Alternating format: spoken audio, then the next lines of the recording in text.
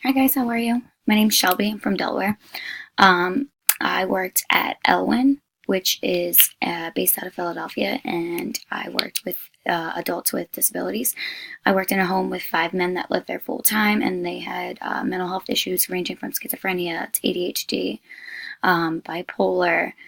Some of them have a combination of all of those, as well as other issues. And I worked as a mental health program specialist, so I helped them with their goals and just like daily living skills.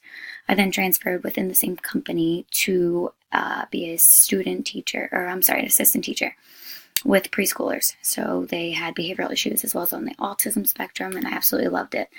I then quit my full-time job to move to North Carolina, and things didn't work out. So I'm back here just working in a restaurant, focusing on grad school.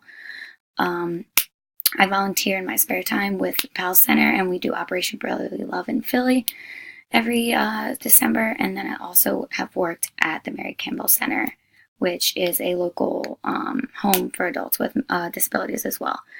I'm nervous to start this program, but I'm super excited to further my education. I currently have a bachelor's in behavioral science, so I'm looking forward to my social work degree.